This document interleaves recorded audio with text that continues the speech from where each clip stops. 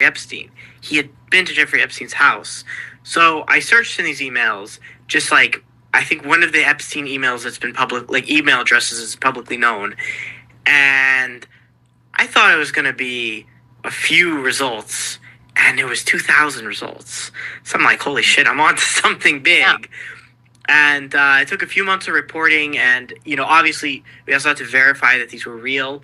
One of the big things that helped verify they were real is the birthday book, because these emails contain an invitation for Barak to contribute to the birthday book, which was not, at the time the emails were dumped to the internet, this was not a known thing that, like, a thing that people knew existed.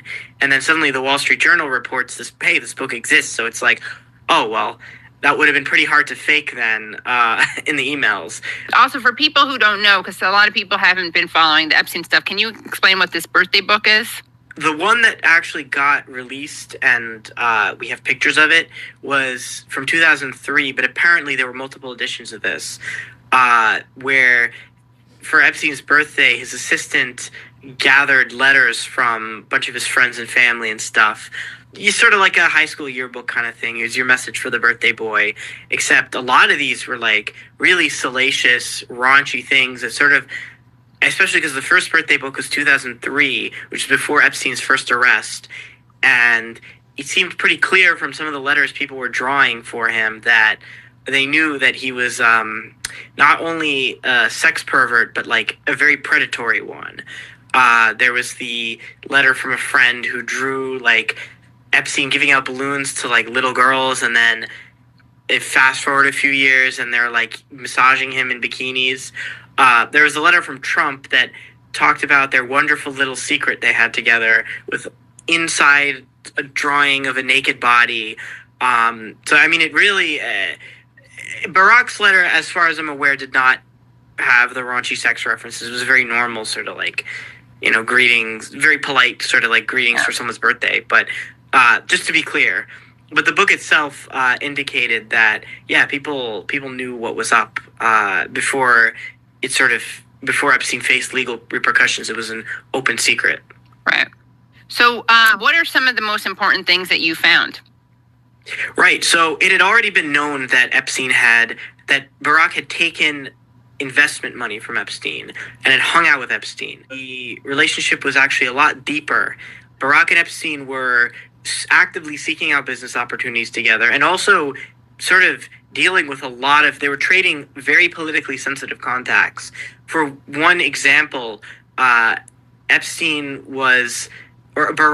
had back-to-back meetings with Peter Thiel and Viktor Vekselberg, who is a Russian oligarch close to Putin. And and they were trying to do business with both of them on surveillance tech, which is also another very, very sensitive thing. And it seems that Epstein was introducing Barak to sort of potential investors, while Barak was introducing Epstein to people in the Israeli state who had worked on intelligence and surveillance. And the idea was to sort of monetize that. Dropsite News followed up on the same emails that I had looked at and actually took the reporting further, so all credit to them, and found that actually Barak was using some of these contacts for sort of actual like diplomatic international political deals. Like this was a back channel to talk to Russia about Syria and the future of Syria. And of course, Epstein himself is not sitting in on these meetings, but he's a sort of fixer. This is a term I want to keep going back to, fixer, that was facilitating, like not just business deals, but serious political deals for Russia and Israel. And clearly he had contacts in the security services of both states. It's really interesting because, a lot of people dismiss these things, these stories that you're telling. And by the way, here's Ehud Barak, a more recent picture of him. So when he was president, I think he was a prime minister. He was clean shaven. But here he is recently, just so when we're talking about him, people have a reference. But a lot of people, I think, dismiss this as conspiracy theory. And you actually, and Dropsite, have been doing real reporting on this and kind of laying out the connection. So before we talk more about Barak and what you've discovered related to Prince Andrew and also to Qatar, tell us about the relationship kind of more generally between Israel and Epstein. So Barak was a former prime minister, also former general, head of military intelligence. This leak subset was from like 2013 through 2015. So this is long after Epstein's original sex trafficking scandal. Right. This is later stage Epstein. So I don't know if this is his only contact with the Israeli state. And also this is, just Barak's emails. But Right. It seems that in this stage of his life, Barak was like Epstein's big Israeli contact. And that, again, he was cutting political deals. He was acting as a fixer for Barak. So the business that Epstein and Barak had together was called Reporty. The company now has a successor company called Carbine, which is a kind of funny thing because Reporty is very mid-2010s. It's sort of like Crumble, but for surveillance. And Carbine is a very like chud-coded Trump era thing. But it was basically a company that was sort of supposed to modernize and automate 911 calling and tracking of 911 callers. But one of the board members is Pinchas Buchris, the former head of Unit 8200, which is the Israeli equivalent of the NSA. Right. So clearly this was sort of an into, not just sort of ambulance dispatching, but into a much bigger world of security stuff. And Buchris, I think, so when the Epstein's investment to Barak first was reported, this was after Epstein's second arrest, 2019, shortly before his death in custody. Buchris basically said, like, we had no idea the money was coming from Epstein. It was just coming from Barak. I had no idea who this Epstein guy was. I found in the emails, actually, Epstein did meet with Buchris.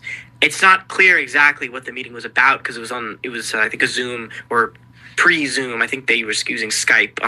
I don't know, whatever they were using way back in 2015.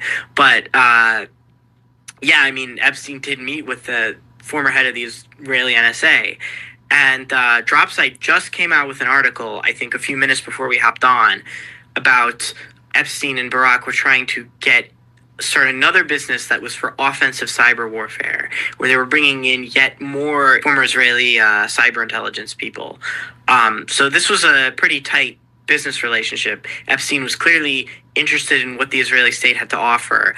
I think a mystery is sort of how Epstein got in touch with Barak in the first place, and I think this will probably be an interesting telling thing.